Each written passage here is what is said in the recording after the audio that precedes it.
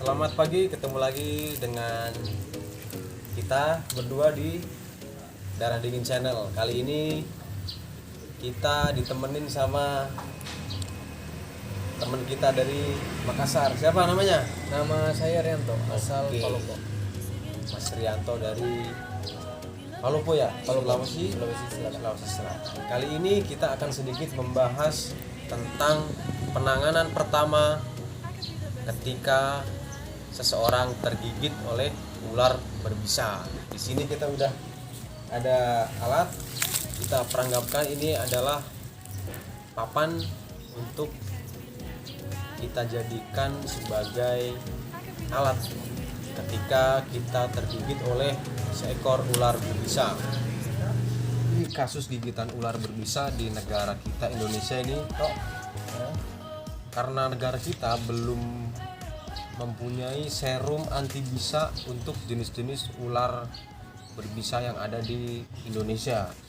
Negara kita ini paling banyak terdapat ular berbisa karena di negara kita merupakan wilayah yang sangat luas, jadi untuk penyebaran ular-ular dan spesies ular berbisa itu sangat banyak. Namun di negara kita hanya mempunyai 3 anti bisa untuk ular kobra, ular welang, dan ular tanah atau ular gibuk, teman-teman. Jadi kali ini kita akan membahas tentang first aid atau penanganan pertama ketika kita digigit ular berbisa agar kita tidak salah langkah dan berakibat fatal buat kita semuanya. Jadi untuk gigitan ular berbisa sendiri, orang awam mungkin akan mengira setiap kita tergigit ular ya pasti langsung masuk ke dalam darah. Tetapi untuk gigitan ular berbisa sebenarnya si bisa ular itu tidak langsung masuk ke dalam darah langsung. Nah, terus biasanya masuk kemana? Jadi melainkan si bisa itu akan masuk di sel darah putih kita dulu. Jadi tidak akan bisa itu langsung menyebar ke seluruh tubuh kita. Oh, jadi tiap kali kita digigit ular, misalkan kita digigit Iya. ular nih. Jadi untuk penanganannya gimana, Mas? Jadi untuk penanganan bisa tergigit oleh ular yang berbisa, menurut anjuran dari WHO ya, kita mengacunya kepada Badan Kesehatan Dunia. Sendiri kita mempunyai dokter namanya Dr. Tri Maharani ya, dia sebagai duta dari Indonesia untuk penanganan gigitan ular berbisa. Kemudian untuk langkah yang pertama ketika kita digigit oleh seekor ular berbisa, ini buat teman-teman semua, yang kita lakukan adalah imobilisasi. Terus imobilisasi itu apa, Mas? Jadi imobilisasi itu merupakan langkah untuk membuat badan ataupun area yang tergigit itu tidak bergerak sama sekali.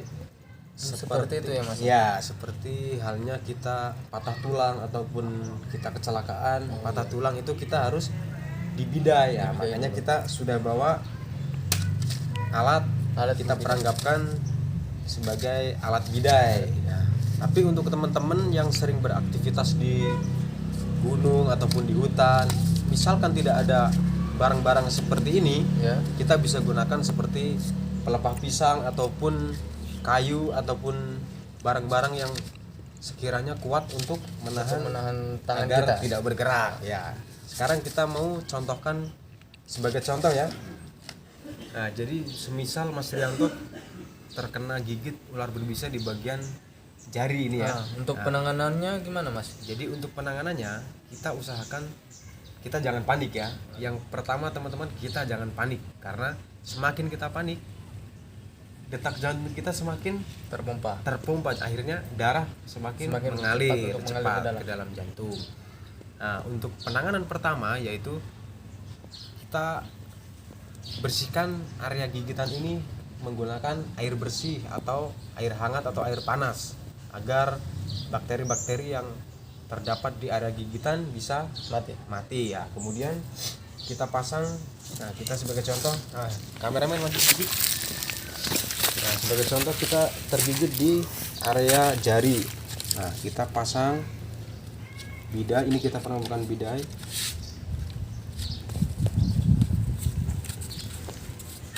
Kita usahakan si tangan ini tidak bergerak sama sekali. Ini kita bisa menggunakan kain mitela untuk mengikat si bidai ini agar tidak bergerak. Nah, kita perangkapkan ini kain mitela untuk kita buat tali. Coba Mas Rianto agak turun ke bawah. Ya, nah ini sebagai contoh kita tali di area sini. Nah, kita sesuaikan saja, jangan terlalu kencang dan jangan juga terlalu kendor, karena kalau kendor nanti jadi kita area tangan kita ini bisa bergerak ya. Nah, kemudian kita tali lagi di sini, kita bikin tiga ikatan agar dia tidak bergerak.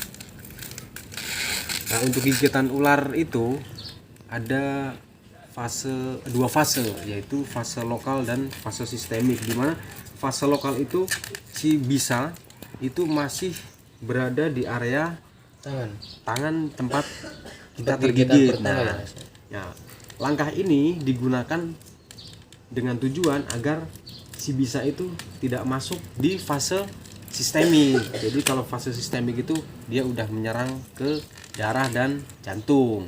Apalagi untuk gigitan ular kobra jenis elapid itu bisanya menyerang sistem saraf jantung. Nah, ini kita bikin 3 ikatan agar kuat dan tangan tidak goyang ya.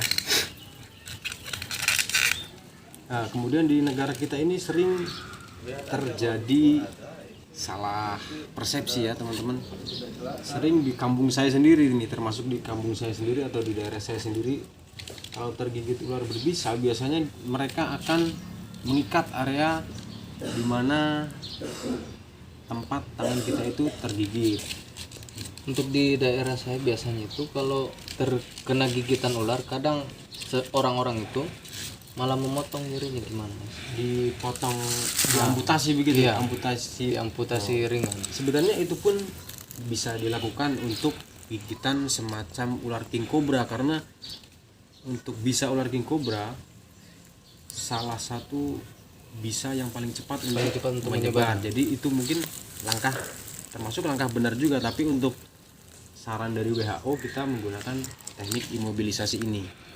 Nah, setelah kita bidai area tangan yang tergigit si ular berbisa, kita usahakan untuk korban dibawa istirahat atau dibawa ke klinik kesehatan atau rumah sakit penanganan yang lebih lanjut. Karena ini hanya first aid atau penanganan pertama ketika kita tergigit ular berbisa, agar bisa itu tidak masuk ke sistem sistemik. Ini kan setelah kita bidai. Nah, bidai ini kira-kira berapa lama kita pasang di tangan kita? Itu pertanyaan yang sangat cerdas ini. Banyak teman-teman yang menanyakan berapa lama sih bidai ini harus terpasang di tangan yang tergigit, atau kapan sih dilepasnya.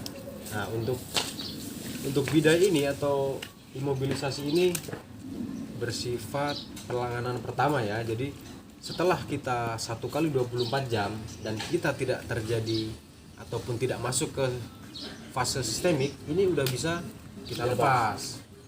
Nah, kemudian bila mana kita tergigit ular berbisa, contohnya ular kobra ya misalkan. Iya. Setelah kita melakukan imobilisasi ini dan tidak masuk pada fase sistemik, kita tidak memerlukan antibisa sebenarnya, karena imun tubuh kita yang akan melawan si virus dari racun dari ular kobra itu. Jadi kadang kita sering menemukan ada kasus digigit ular langsung disuntik antibisa, padahal itu kita harus melakukan observasi dulu 1 kali 24 jam untuk kondisi si korban. Kian Mas, ini cara ini ampuh tidak untuk pertolongan pertama pada saat tergigit ular berbisa begitu. Jadi Kalau kita mengacu pada WHO atau Pusat Kesehatan ya, Badan Kesehatan Dunia, ini memang dianjurkan oleh WHO itu sendiri karena banyak kasus gigitan ular berbisa di luar negeri pun itu setidaknya hampir 90% kita tertolong karena penanganan pertama itu sendiri. Kalau penanganan pertama kita salah, nah itu yang akan membuat si korban fatal, terjadi kejadian yang tidak diinginkan, misalkan meninggal ataupun amit-amit kita diamputasi ataupun apa. Karena jenis ular berbeda-beda jenisnya, ada yang menyerang sistem saraf, kemudian jantung, dan lain-lain. Yang lebih parahnya itu menyerang apa aja, Mas? Saraf atau jantung? Ya sebenarnya sama-sama berbahaya, Mas Rianto, karena kita, darah kita ataupun tubuh kita ketika masuk racun ataupun bisa ular itu, kita sel darah kita itu akan hancur, akan diserang oleh bisa itu. Akhirnya kita seperti gagal napas ataupun gagal jantung, akhirnya nggak tertolong, sampai nggak tertolong karena banyak kasus yang sudah terjadi karena sebenarnya pertolongan pertama yang salah dan kurang tepat. Akhirnya si korban harusnya bisa tertolong, dan satu lagi ya, karena mungkin kuasa yang di atas izin Tuhan ya, banyak juga yang lewat. Nah ini sebagai contoh saja, kita pembelajaran buat kita semua. Ini buat teman-teman di rumah juga, kalau aktivitas di hutan ataupun di kebun ataupun yang sering naik gunung nih. Nah, betul sekali, Mas. Karena banyak ular berbisa juga Banyak nih, nih kalau kadang sering kita temukan. Nah, bila mana kita tergigit oleh ular berbisa, first aid atau penanganan pertama yang baik dan betul yang direkomendasikan oleh WHO itu dengan melakukan mobilisasi ini atau bidan. Setelah itu kita banyakin minum air putih, kemudian air kelapa, itu lebih bagus agar kita tubuh kita cepat untuk melawan si bisa itu ataupun si racun itu. Oke teman-teman, mungkin sampai di sini pembahasan kita tentang penanganan pertama dalam kasus gigitan ular berbisa. Nah, semoga informasi ini Mas Rianto bisa bermanfaat buat kita semua, buat teman-teman ya. Oke teman-teman semua, jangan lupa tetap support channel kita, Darah Dingin Channel. Jangan lupa di subscribe, like, dan share. Tekan loncengnya ya, Mas. Oh ya betul. Cukup sampai di sini perjumpaan kita. Wassalamualaikum Warahmatullahi wabarakatuh. Kita jaga alam, Alam jaga kita. Left me in the